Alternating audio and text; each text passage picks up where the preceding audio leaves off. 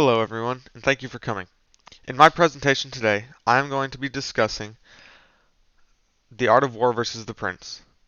I will tell you who Sun Tzu and Niccolo Machiavelli were, what their books are about, some of the principles shared in their books, and some of the similarities and differences of the two. Sun Tzu was a Chinese strategist from the 5th century BC and wrote a book called The Art of War.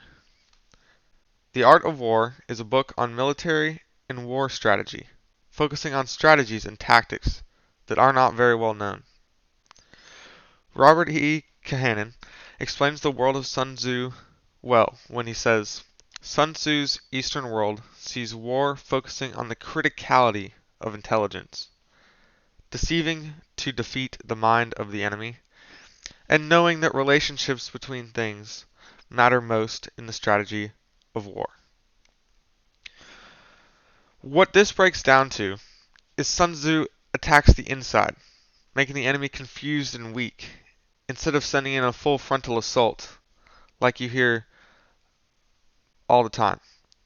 And that little things, such as the relationship between one's position in the battlefield and the direction of the wind, can always play an important role in the way that one fights a battle. Machiavelli, on the other hand, was a politician born in 1469 AD. Yes, this is 2,000 years after Sun Tzu. He was born in Florence, Italy, and entered politics at around 29 years old. But after only 14 years, he was tortured and exiled from Florence, accused of conspiracy.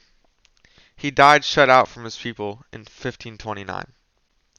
While in exile, Machiavelli wrote many books. One book specifically, titled The Prince, is a guide to what an effective leader is in Machiavelli's eyes. In this book specifically, Machiavelli's main principle is that the ends justify the means, and that a prince should always do the necessary to stay in power, no matter what he has to do. This brings me to my third topic, the principles taught in the two books. One principle Sun Tzu relies heavily on is one termed strategic surprise. Although it is not directly referenced in his book, strategic surprise is the general roundup of many of his strategies into one. Mark F. Kankian explains strategic surprise in his report titled Avoiding Coping with Surprise in Great Power Conflicts. Kankian writes, strategic surprise is when a conflict occurs at an unexpected time or place. Strategic surprise produces shock that resonates long after the event as victims try to figure out what happened and why. This connects easily to what Kahanen said up before, that Sun Tzu attacks the mind, and that if one can execute it correctly, one can win a battle easily. This brings us to another of Sun Tzu's principles, keeping bloodshed to a minimum in actual fighting. Attacking the inside and the mind of the enemy and making them crumble before a fight even has a chance to break out is number one, an easier way to win, and number two, less people die. Machiavelli would agree that strategic surprise is important, be it against his own people or an enemy, as it is a good way to keep power easily. He wouldn't really care so much about avoiding bloodshed, as obviously he would do whatever it takes, but strategic surprise would make it easier. Finally, my fourth and most important topic, the similarities and differences between the two books. One of the biggest differences, in my opinion, is the difference in time period and the difference in region in which the two lived. These factors very likely could have had a major impact on how the writers thought when they wrote their books. Sun Tzu lived around 400 BC in China, a historically constantly warring country with commonly known religious beliefs conferring with the mind and using more indirect tactics to do things, such as feeling the way in which the wind is blowing or the size of the rocks in the mountain. As I explained before, these methods that we all know from learning about the East in world history are all very alike to the ones Sun Tzu preaches, except he puts them into terms of war rather than life. I actually didn't really research this at all, but a fun fact is that Confucianism started not long before Sun Tzu wrote The Art of War. Do they have a connection? I'm not sure, but I would like to look into that. Anyway, Machiavelli, as I said before, lived a whole 2,000 years after Sun Tzu, and, like China, the city-states of Italy were also constantly warring.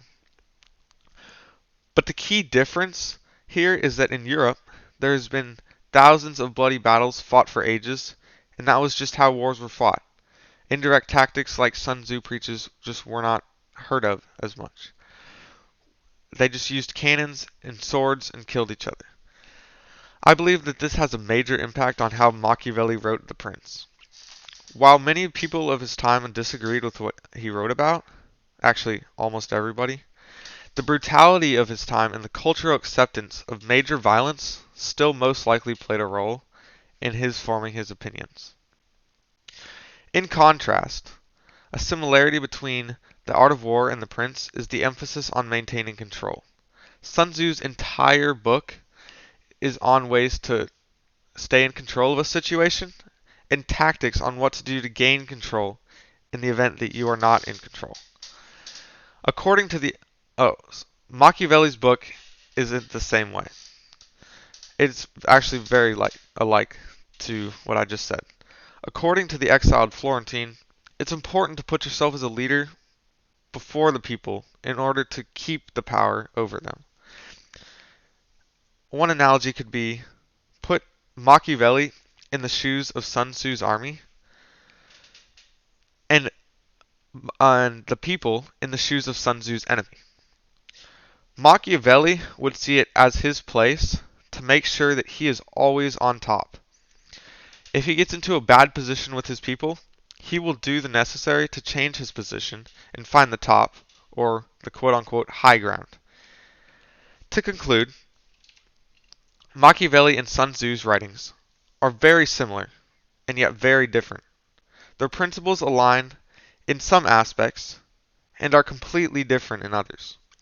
I believe that although The Prince and The Art of War were written in very different times and places by people who had completely different views of the world, they are still very much alike in many ways. Thank you for watching my presentation and have a great Christmas season.